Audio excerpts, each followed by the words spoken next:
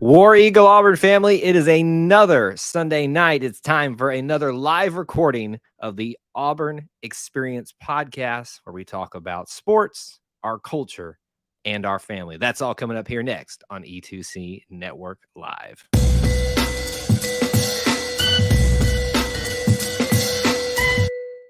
War Eagle Auburn family, we appreciate you being here, watching with us, whether you are live, whether you're on the replay, hanging out with us. We're going to be moving into a recording period here in just a little bit. For those of you that are regular to this type of thing on Sunday evenings, you know the drill. But just for those of you that don't know the drill, we're about to record episode 20 of the Auburn Experience podcast and talk about all things Auburn on that. Some big topics, some small topics. In the first few minutes here, we're going to hang out with you guys, say hello. And at the end of the recording, we will do some of that as well. My friend, my co-host, Mr. Austin Scott, is back. What is up, Mr. Austin Scott? What's up, Kyle? War Eagle to you. Good week. Lots to talk about. Looking forward to getting into a lot of it on the episode. But yeah, just excited to be back and talking with you. I feel like a lot has gone on kind of around, not so much as a lot went on focused on recruiting, in weeks past, but I feel like a lot's been going on kind of just broadly across the rest of the Auburn landscape. So excited to get to chat about all of it. I would say a lot has happened. I would say I also hope that we don't have any mishaps like we did last week. Yes. Yeah. Wait a minute. Hold on. Hold on. Hold on. Hold on. What is this? How do we even get into our, like, you and me behind the scenes discussion without this being brought up? First of all, I am so sorry that I let this go. What on earth? Happy birthday, Austin. Thank you. I wondered if my wife would come and spill the beans. But yes, it is my birthday today. And so there's no place I'd rather be at 8 o'clock Central Time than filming with Kyle and the rest of our E2C fam. First of all, I'm grateful that you're here. Second of all, why didn't you remind me of this? I would have given you the night off. It's your birthday, for crying out loud. No need to slow production for an old person birthday. I don't even start with the old person crap here. I'm the old one here, and that's a fact. Okay, well, happy birthday to Austin. That's a great way to start off the show. As you guys come in, please do us this favor by making sure you post where you're watching from, city, state, international. Use this as your check-in period. Smash that like button. Everybody's already checking on Austin's computer being bolted down. Fair enough. Fair enough. I'll own that. And I just don't need it to happen while we're recording. That was the thing I was most thankful for, is that it happened after the recording last week. Yes. But gosh, so many people have asked me about that, which is good. It sounds like a lot of people are enjoying watching us ramble. So that works for me. Exactly. Yeah, that's what I always say to people is, like, my life's just on display for everybody now at this point. I can't escape it. And it's really like starting to hit home. It's happened for many years since I've been doing all this, but it's really starting to kind of pick up, obviously, with us investing in YouTube. People that just walk up and like, hey, I've seen you on the show or whatever. I'm like, oh God, that's weird. Like, I mean, I'm thankful, I'm grateful, but it's just like, oh, I have no privacy now. So right there you go, Austin.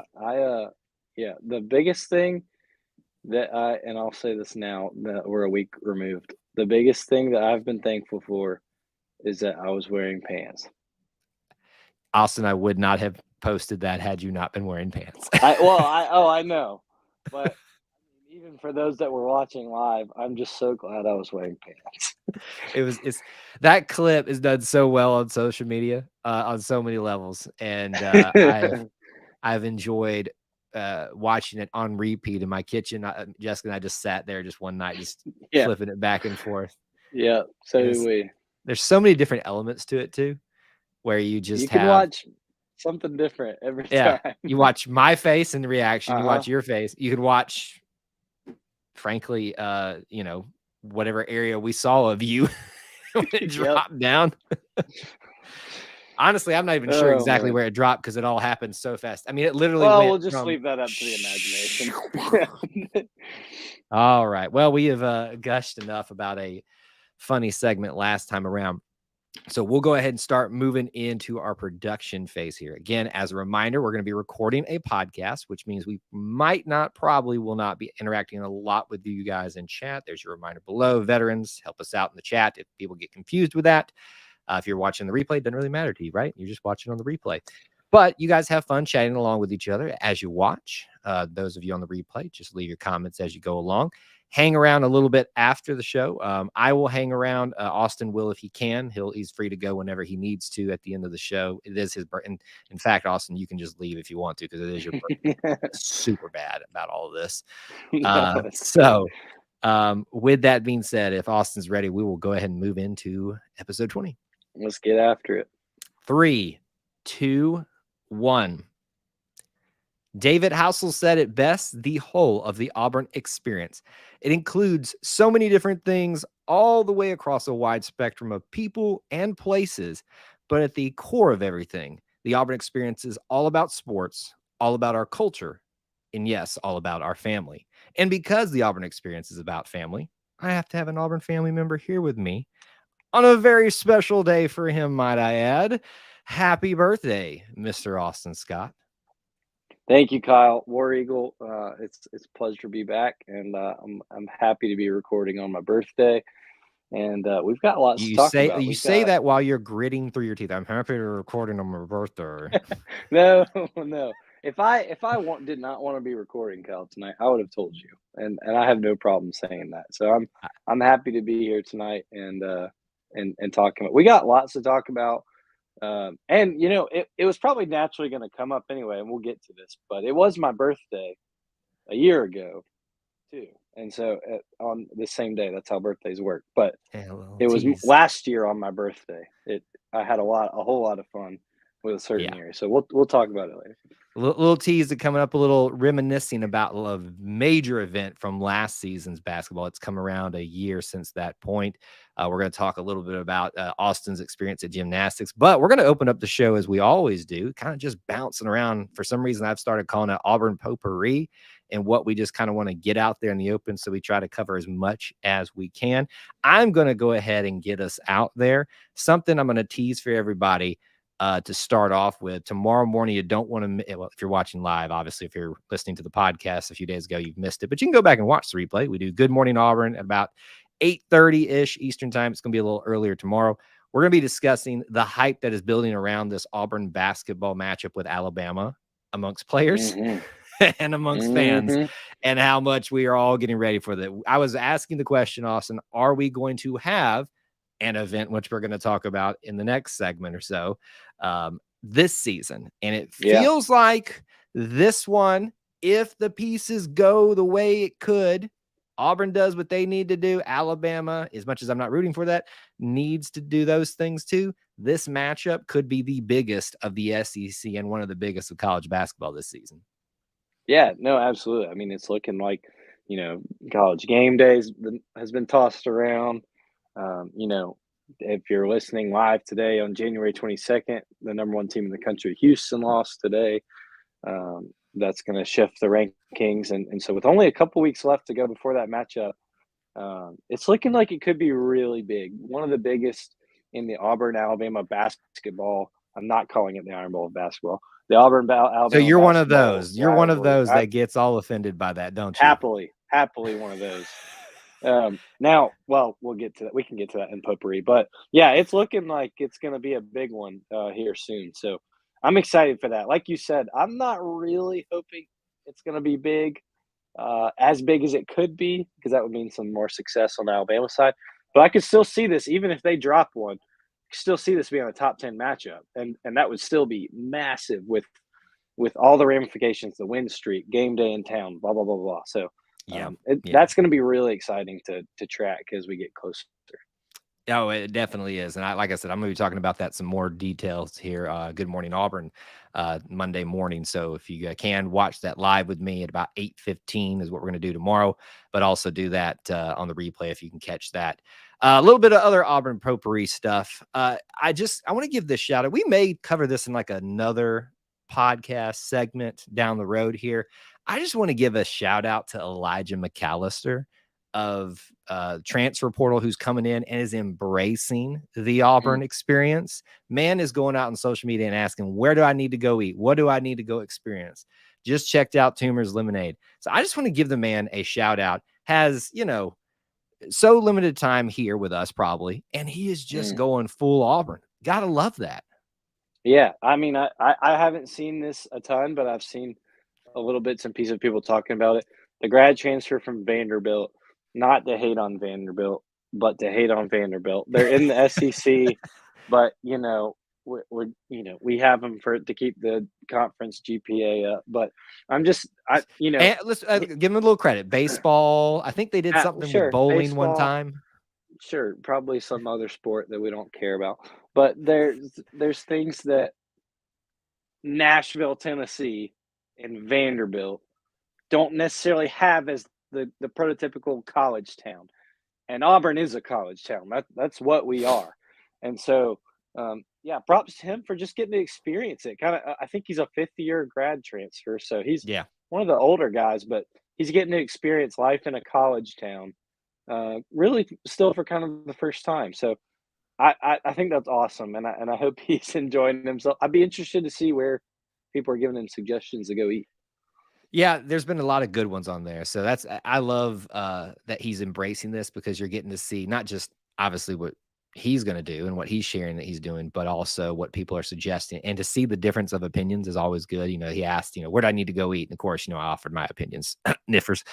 We had a lot of fun with y'all this week, Niffers, sharing out, talking about that last week's episode. You should, with the whole Cadillac dining option, menu option situation. Yeah. What's else on your mind? Auburn potpourri, Austin.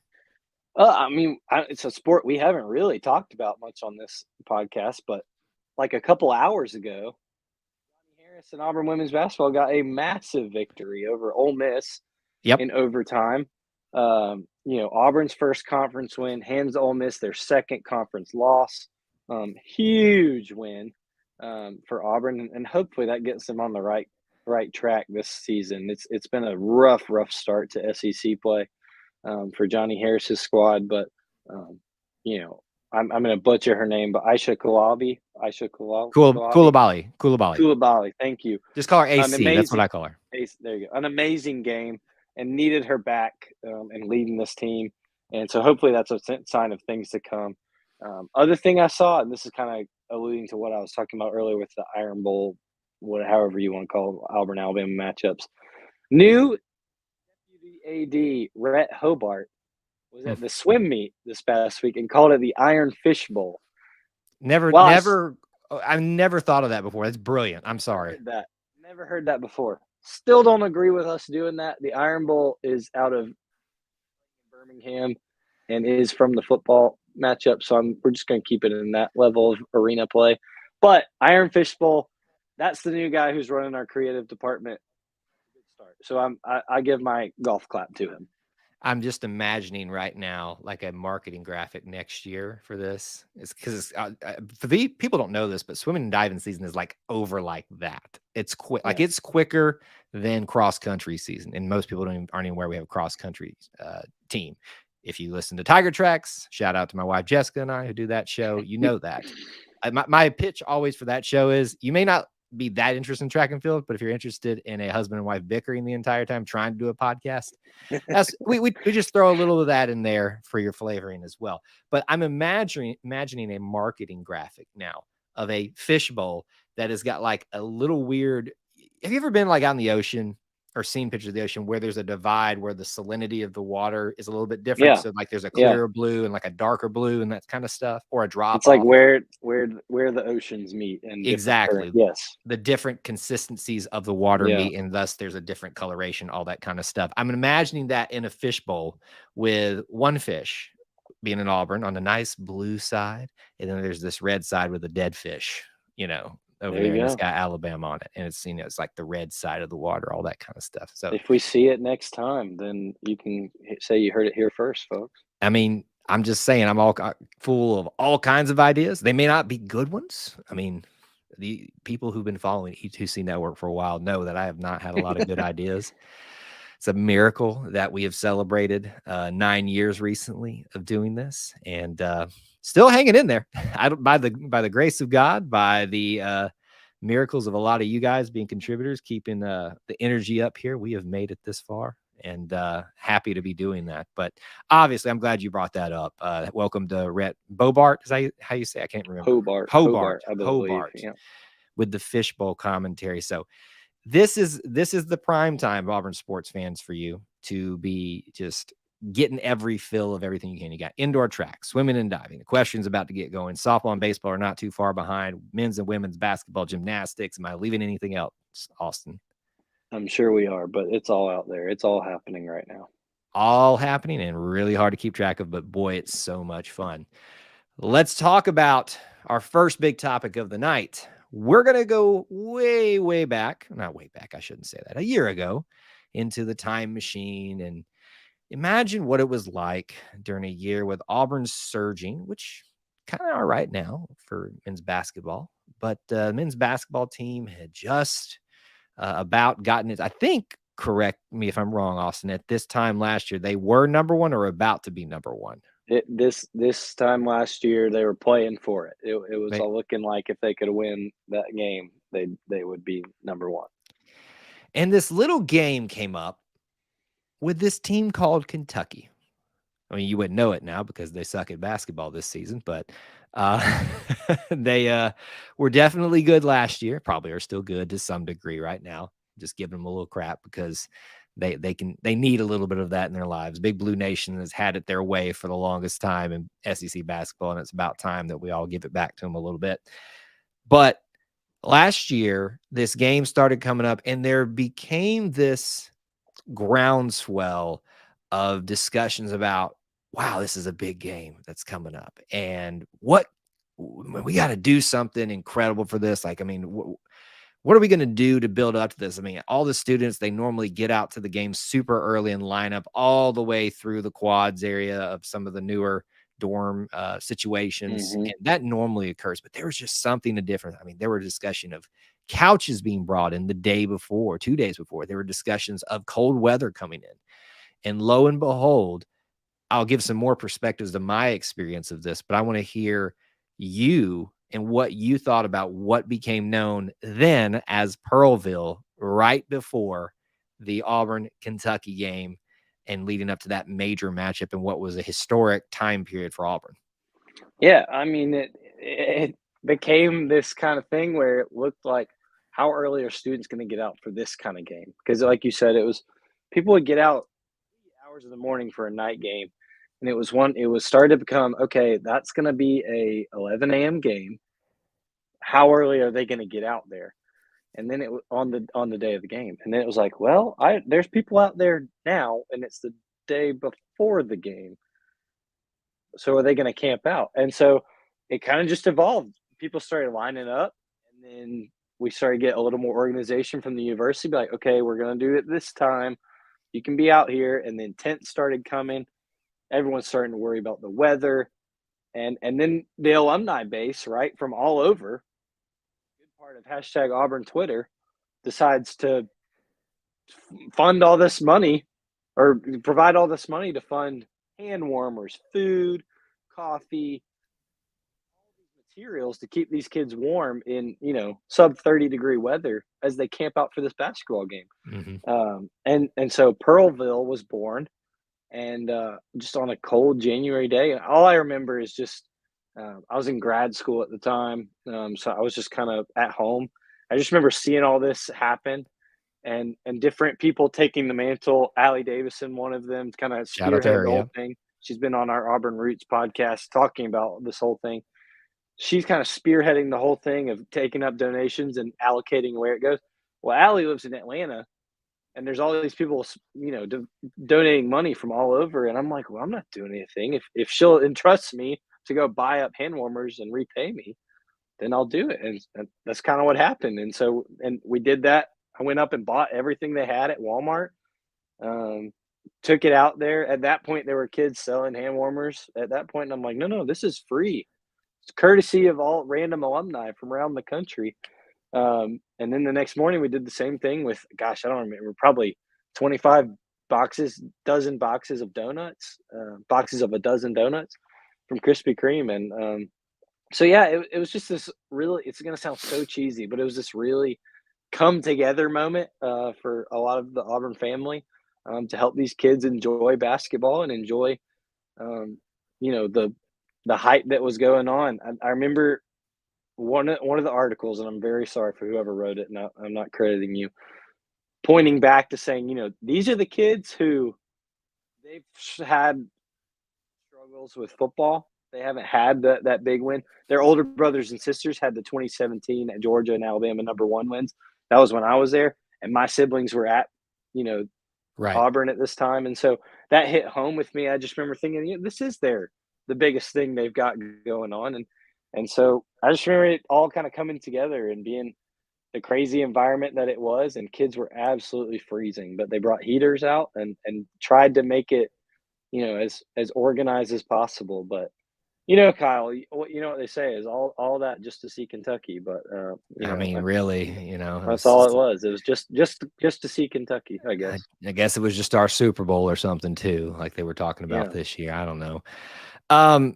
Yeah, from my perspective, this was crazy, and this is one of the reasons that I'm so thankful that I've been afforded, given, taken, however you want to say it, the opportunity to do what I do now on a full-time basis. It gives me the freedom to be able to, on a whim, recognize that something incredible is happening, and in a small way, go be a part of it. So I'm literally sitting here in this office Friday. I think all this happened on a Friday, leading up to a Saturday. Yeah. I think it was a 2:00. Was it two? I couldn't remember quite. No, because they let them in. I'm trying to remember the timeline for this actually, because it was so cold that morning. I think it was in like the low 30s, if not colder than that, with a wind chill. They were going to let them in earlier than their 2-hour window, and Bruce brought them in, fed the students, and thanked them just to get them back in there. And they had a lot of life even into the morning. And I remember just sitting here, maybe it had to been like 2:00 that afternoon. I was like, I think I gotta go. Like, I don't know what's gonna happen. This may be a bust. Everybody may be gone by the time I get there. But I'm just hearing things. I'm hearing couches being brought in. I've seen things like you getting involved, shout out to people like Allie Davison, who are just going beyond, to make this a special thing for these students. And so I arrive, and when I tell you that I walk up on a scene, I could hear the students from the parking lot that I parked in. And I didn't park super far away, but I parked far away enough where I shouldn't have been able to hear anybody. And the music, the hype, the craziness, and there was a gymnastics meet the night before too. So there was a amount of people, but this is even after that. The energy that pumped in that place into the wee hours of the morning, I can tell you, I think there are some football weekends in a compact space, yes, not spread across the entire campus, that didn't compare to this in terms of the energy in that room. Like, I dare say in that small compact space, proportionally, might have felt similar to the Iron Bowl of 2013, just because of the anticipation, the fervor with which things had ramped up there. And so we went, and we actually have a video that you can go find here on the network. And I apologize in advance. Very shaky, very like I'm just doing what I can to capture this moment. Me walking through the tents and stuff like that. It was absolutely nuts. I have never in my life seen anything like that. The excitement, the passion for one basketball game, a 2-hour basketball game, that's hours, even a day before that, when all of this started. And when they were talking about couches being out there, they're no joke. When they're talking about tents being out there, no joke. What do they call those hammocks, Austin, that they string across? Eno hammocks. Eno hammocks, Tons of them. Tons of them. Just every tree had it strung across there. They brought in porta potties, to accommodate for the students that were going to be out there. Yeah. Every 30, not even 30 minutes, probably 15 minutes, somebody was coming in, people like you bringing in food, hand warmers, supplies, thing like that. Players are out there. I remember walking around with Zepp Jasper for a little bit, and he's just out there hanging out, and more players did that too, but that's just one I remember, and how much that meant to them. Really cool experience. Coach Bruce Pearl doesn't want it to be called Pearlville. Right. Jungle But City, is that right? something like that. That really I can't hasn't, remember. that conversation hasn't come up again because this hasn't happened again. But if it were to happen again this year, Yeah. boy, would that really kind of solidify the need for, because Bruce even talked about this is going to Yeah. need to be addressed for the students in the future, something to, some plan in order to accommodate students that might want to do this again. And Yeah. with Well, if you're not familiar with where this is in front in with Neville Arena and Village Dining and the Village Dormitory, it's a lot of it is concrete and a lot of it is sidewalk, but there's a massive, not massive, but a big grass courtyard pit area that was just total mud by the time, and not from rain, but just cold, right. dry weather, just mucking up mud everywhere, and so it was just gross. And we, an unfortunate part of it, there was so much trash kind of left after the Yeah, game. the after effects was pretty. That's when Woodstock comparisons started Yes. coming in. Yeah. And so, that's an unfortunate part, but I think some prep needs to happen for that area to kind of be more suitable if things like that were to happen again. And hopefully, if it were to happen here in a couple weeks, that the organization and kind of, because I mean, I'm not faulting the people of the Auburn athletic department at all, because they had no idea what was coming, and none of us did. But hopefully, the kind of joint effort to pull that Right. off will be a little bit more prepared. But I think we have to acknowledge one of the most positive points of all of it is after Allie is, coordinated buying up as many hand warmers as possible and buying as many donuts and Right. food and drinks, and even just Venmoing kids to go get food directly they're out there, is thousands of dollars were still sent to outlive Yep. Coach Pearl's initiative for cancer awareness. And so, um, that is a massive part that I think doesn't get brought up as much, but is something that was a huge, huge reason, or not reason, but effect of all this. Right. It's going to be cheesy, and I'll say it again, but that is the quintessential thing when people talk about Auburn family, and that you don't experience it until you're in it, and that when you love Auburn, Auburn loves you back. All of that came out kind of in a variety of ways in that weekend, and it was just so fun. It's hard to believe it's been a year since then. It in some ways it feels super long ago, but in other ways it feels like just yesterday. And Exactly. I felt like I was rolling in this just haze of energy just emitted Yeah. from that place. And I walked and I'm like, I have never, for basketball, never in my life seen something like this. And Yeah. I hope truly, maybe a little bit more organized, we get to experience it again, maybe in the near future. Yeah. Segment 3, our last thing that we want to talk about tonight. We're going to keep it in the sports realm. We've been a little sports heavy tonight, but there's a lot going on. And it is winter time, winter sports time. We are going to be talking and updating a lot about basketball, but we don't want to be lost in all this. And how could you when you've got an Olympian and many other great athletes on this team? We got to talk about this women's gymnastics team. Mm. That yes, their season has been going on for a while. It's about 2-3 weeks into the season, roughly maybe 2.5 is probably where we're sitting at right now.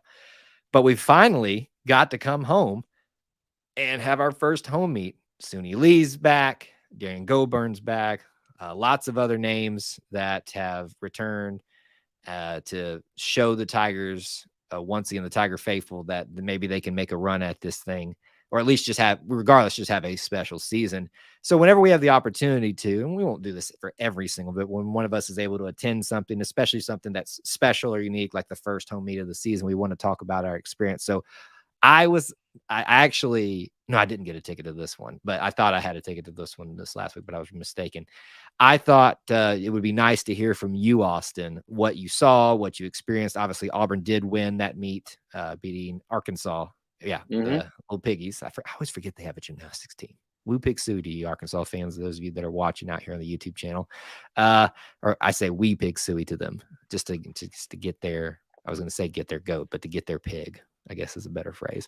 Anyway, before I belabor the point anymore, share with us a little bit about what you saw, what you experienced, first home meet, all that stuff. Yeah, I mean, first home meet, my wife and I love to go to a lot of them. They're super fun. If you've never been, they're super exciting, super fast paced to be at. Um, but yeah, I mean, it's a group that is seasoned. Lost a few veterans, but now it's a seasoned group that has been inside Neville Arena and has done these meets and against SEC competition a lot, and just continues to produce. And obviously, SUNY League is the headliner and gets all the pub. And she, it's amazing to even think about. It's just normal for her to go out there and get almost tens on every single event. But that's what she did, with new routines and new um, moves. But just a fantastic meet by the girls. The energy was crazy. If you haven't seen the clip of Darion Goborn's family dancing in the stands right before she does her floor routine, I mean, her two brothers and her dad coordinated dance efforts. They were about two sections from us, and they are just absolutely hamming it up, doing their Oh, so entire. you had like prime viewing for Oh that. yeah, You probably were like, I gotta watch this show. Yes, I'm gonna this show with Darian that puts on every single meet's great, but I gotta watch this show over here. I mean, it was this whole kind of pre-game to Darion's routine of her family having a dance party that was all coordinated with her own. Like, brothers got on a hoodie with her on the back. Dad has on a white T-shirt with her name. I mean, it was hilarious to watch, but also really cool to see. I think we see a lot of the times when we see family, or we see the sweet videos of family. It's Right. mom watching quarterback or dad and mom watching point guard.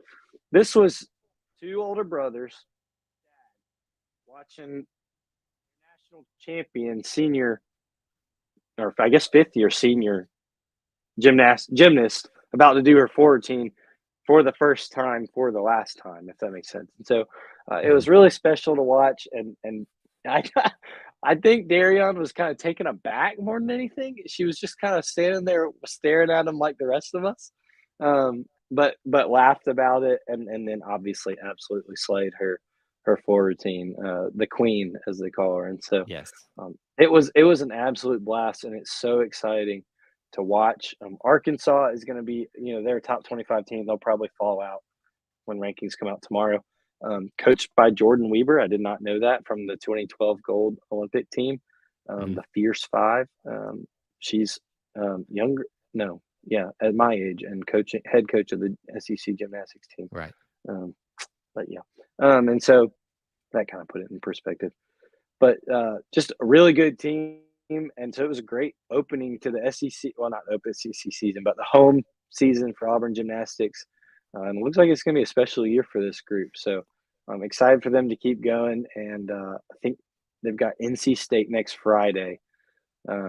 So take a break from the SEC season, but Right. a good matchup for Auburn, and it's bound to be another incredible atmosphere for Auburn Gymnastics Friday night. Well, it's not like they haven't gone on and faced the top of the top already. They've put their work in. Why not take a little break from SEC Absolutely. competition, which yet again in a collegiate sport is the top of the tops, or tends to be up there. Yeah.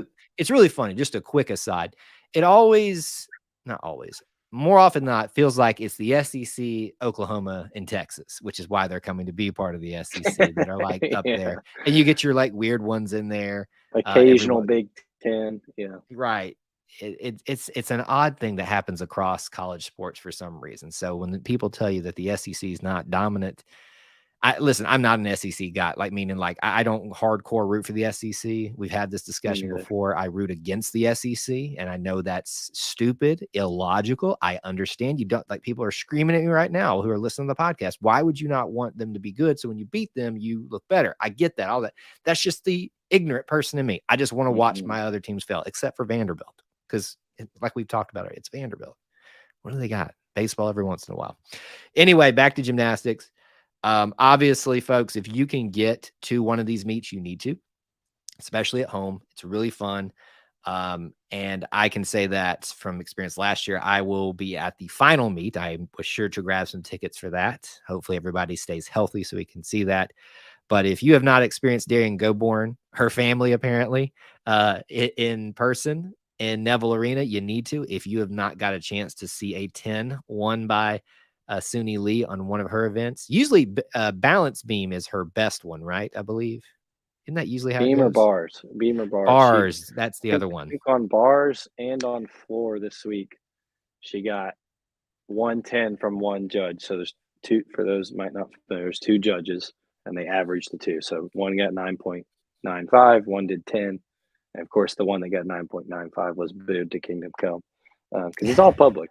Yeah, there was a big and so that- controversy, wasn't it? Like that with one of the judges that like one gave an outstanding mark and the other one was like so far. I was like, what did you see? Like what happened? Normally it's not. So like that 10 and 9.95, that's the smallest increment in between, right? But the other night there was multiple occasions where it was like, 9.9 and 9.7 or not big margins that should not happen. And so yeah, it was very odd, but she's going to get one in Neville Arena this year, if not more than one. I have no doubt. So you definitely need to get out there. It's not a matter of if, but when. So right. don't waste your opportunities. If you can get a standing room, I actually recommend sitting's great, and I recommend it. It's nice to have somewhere to sit down. But for gymnastics, because there's so much going on, because the team rotates around to the different state areas, I actually kind of in a certain way prefer the standing room only tickets because you can just walk in as long as it's not crowded over in that area, walk to that section and get a better view of that event that's going on with your team at that moment. So however you do it, get there and view them because it's not for long that Suni's going to be here. Yeah. So, I should say, Kyle, too, something I noticed kind of in the atmosphere. Looks like there's courtside seats this year. I don't know if you were able to tell that from television. Well, normally the students get and the gymnastics get their little courtside seats like normal, but you're talking about general fan seating? Yeah, not just like front row of the bleachers. Gymnastics are like, and my wife noticed it really because the gymnastics on when the opposing team does their forward team, they kind of like to have a little fun with them and mimic them as best they can until they start flipping. It's quite entertaining. It is but they didn't have quite as much room because there were, I'm assuming, fans and higher level donors in some seats right there, which is pretty awesome. But I also noticed TV was not where they normally are. Right there, kind of toward the middle of the jungle, similar to basketball. So I thought that was pretty interesting that there are floor seats, I guess, for gymnastics this year. But hey, I mean, if you can find a way to bring in some more money, go right ahead. I mean, when you got a gold medalist, you put the butts in the seats however you can, even if you got to soak it for all it's worth. That's right. Exactly. So happy that the season is going on, obviously already, but that the home season is in full swing now. And we'll watch the rest of that. I'm sure we'll talk about that many more times here throughout the winter episodes of the Auburn Experience podcast. We appreciate you guys listening to this episode 20, Austin. It's in the books. We just keep plugging along, keep hanging in there, and you guys keep enjoying it, and we will keep doing this show for you on your way out. Austin, where can they find you on social media? Oh, Austin G. Scott is where you can find me and my camera mishaps, but that weren't on the recording, but on the none on the recording and none so far tonight. So far. So we should be good. But yeah, Austin G. Scott on just about anything is where you can look for me. And you can find me on Twitter at Kyle Loomis 24 or follow E2C Network for all of the stuff that we put out there across every social media platform, everything basically. If it's not on something you want it there, talk to me about it. I can't say we guarantee everything, but we'll try our best to do so for you. Till we talk to you again on the next episode of the Auburn Experience. War Eagle. War Eagle. All right, folks. That's episode 20. Thank you guys for listening. Austin, would you like to head out since it is your birthday? I am going to head out. Happy birthday, I appreciate it. Thank you very much. I'm going to head out before this camera falls. It's going to fall as he leaves. All right. Well, happy birthday, sir. Thanks for hanging out with us, and we'll see you next week. Thanks so much. Before you go, everybody. All right. Bye. All right, folks. Thank you so much for sticking around with me. I treat this, and we treat this normally like a normal Wednesday night show where I just kind of hash it out with all y'all about what y'all want to talk about, things that you want to mention. Just for, I mean, I can stay up to about the hour point, but if we're just kind of done talking, we can kind of wrap it up. So it's really up to you guys at this point, however you would like to do that. So post your comments, your questions, all that stuff, anything at this point's on the table, things that we talked about. Let me go ahead and remind you of this, and we'll do our normal schedule of things at the end of the show here. Actually, you know what? Let's just do it now. So let me go ahead and give you the schedule events while you guys get geared up with comments and questions that you want to talk about in this part of the live stream. I'm going to go ahead and prepare you guys. Next Sunday, we will not have a traditional live The Auburn Experience podcast live recording. We will have an episode of this airing at the normal time of 9 Eastern. That is our goal, is to record it later this week for you guys to watch live together as a live chat, and then it'll be like the normal process. But we won't actually be here live with you because I will be going on vacation. We'll be talking about a lot of that on the schedule for the upcoming, not this week, but the next week. So just prepare you guys for that and keep that in mind as we get closer to that. I want to remind you that the Auburn, Good Morning Auburn show are now daily during the weekday. We are having, short live streams on a particular topic. We're going to be talking about the build up to this Auburn Alabama matchup, especially between players.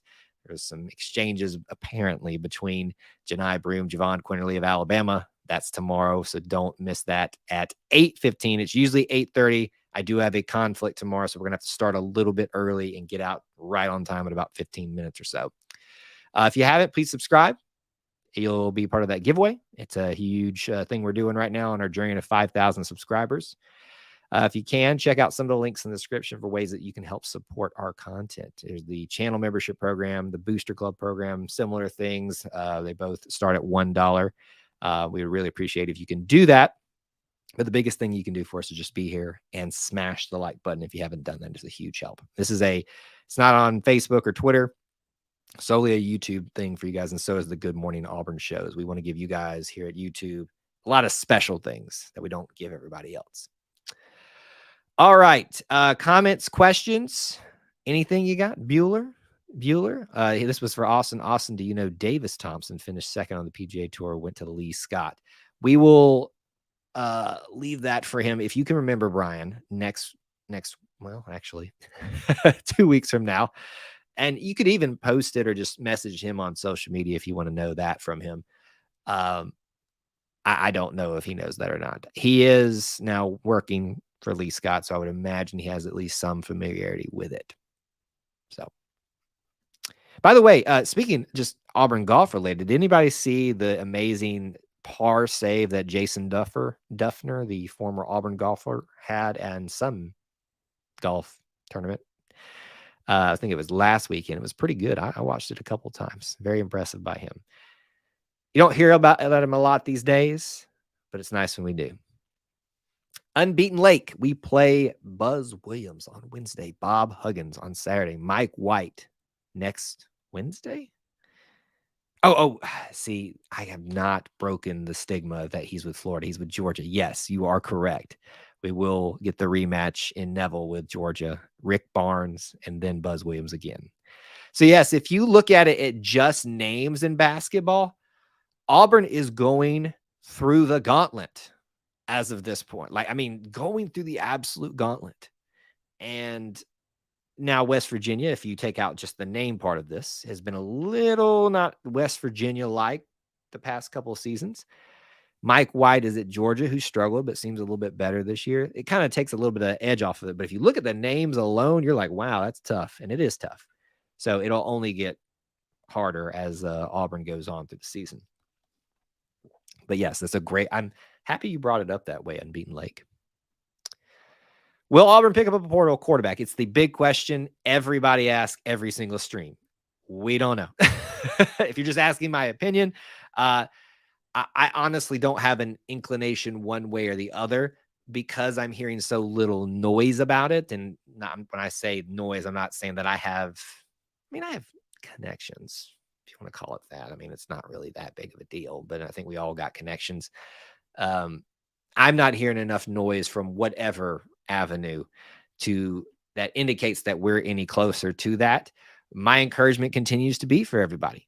You need to get behind. If you're not, I'm not saying you're not Kevlar. Robbie Ashford is our quarterback until proven otherwise. He ended the season that way. He's back again. There's no inclination that he won't be.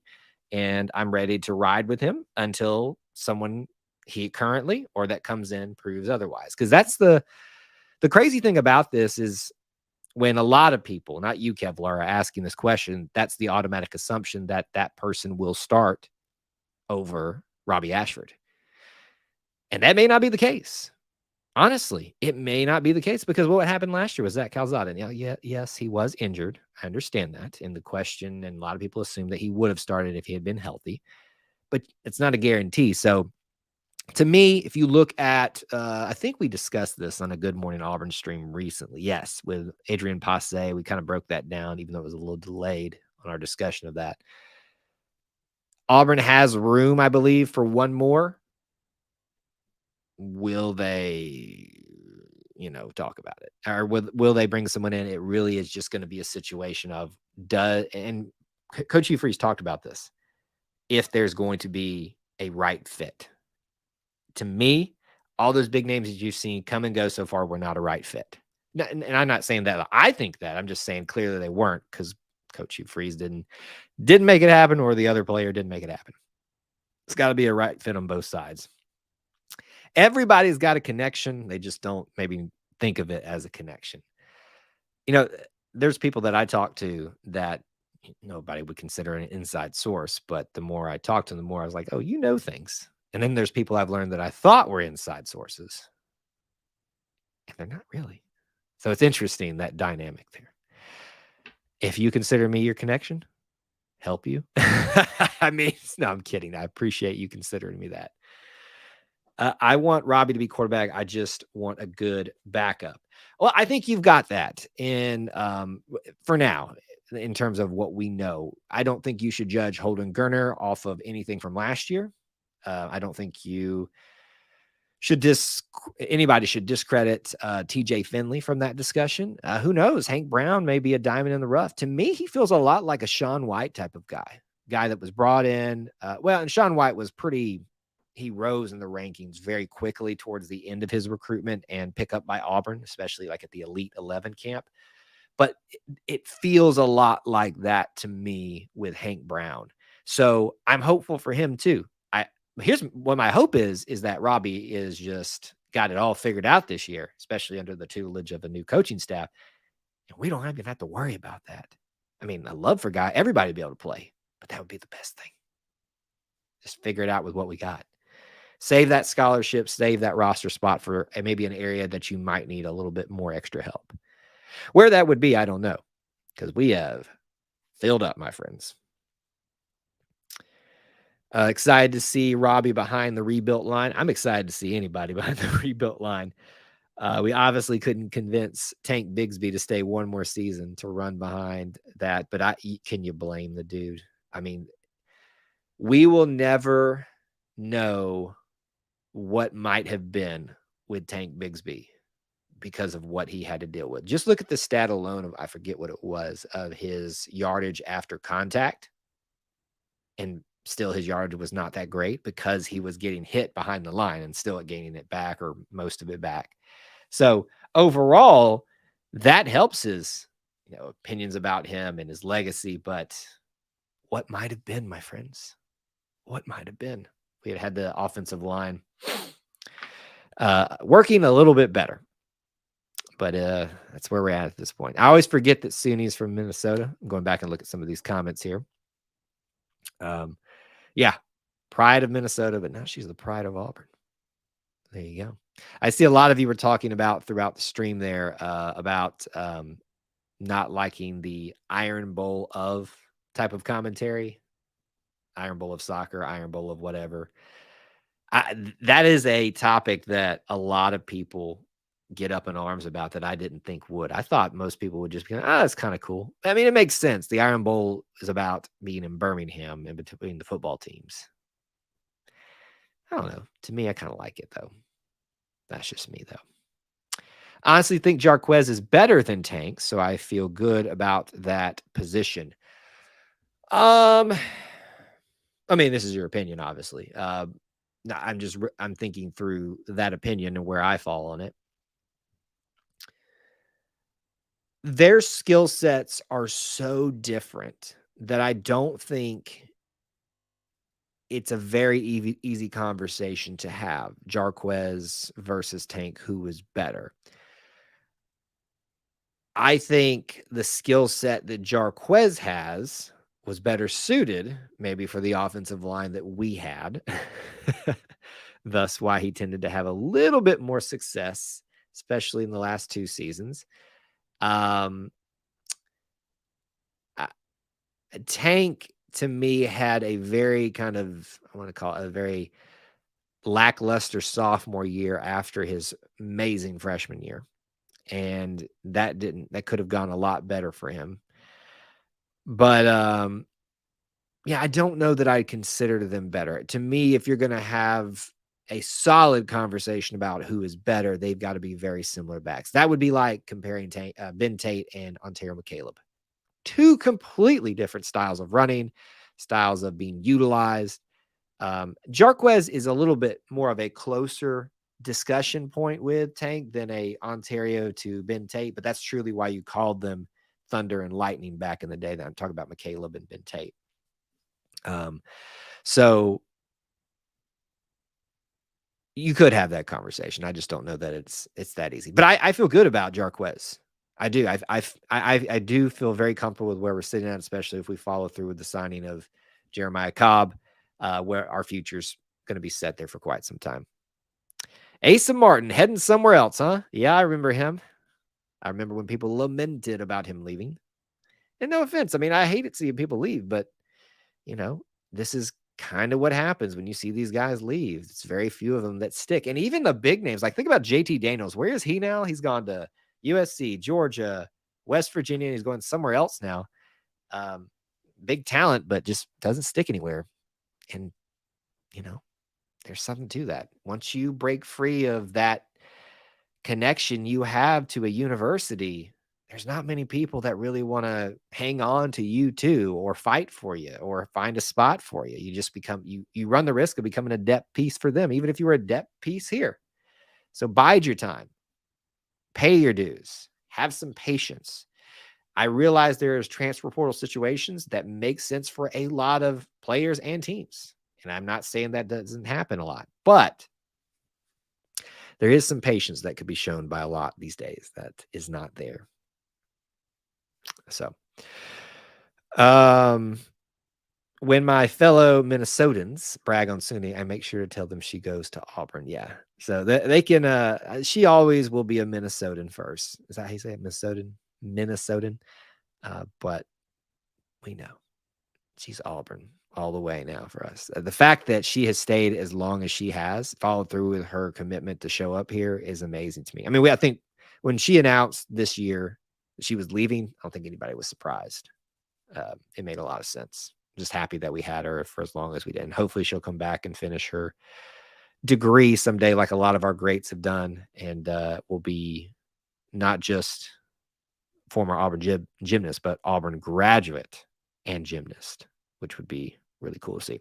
All right, I'll take final comments and questions. I already gave you the rundown. Hope to see you tomorrow, 8:15 Eastern time, for that discussion about the Auburn-Alabama matchup and the discussions that were happening amongst players apparently and fans about how we build up to this thing. And then obviously we'll have a lot of other content this week leading up to that point. So hope to see you here on the channel. If you can during this week, it'll be the final week as I lead up to a week of vacation. So I want to see you guys a lot before I go take a little R&R and come back refreshed to hit the ground running for a busy February and March and leading into all the spring sports too. So thank you guys so much for being here tonight. Family night great. Yes, there will be a family night this week, 8 p.m. Eastern time. It's the basketball game is an hour after our normal time, so that lines up perfectly. So we will lead right up to tip-off and watch the show and get back together after that. So yes, thank you for asking. Thank you guys for being here, hanging out with me, spending time. being part of our little family within the Auburn family. I appreciate you so much from the bottom of my heart. Until I talk to you again, War Eagle.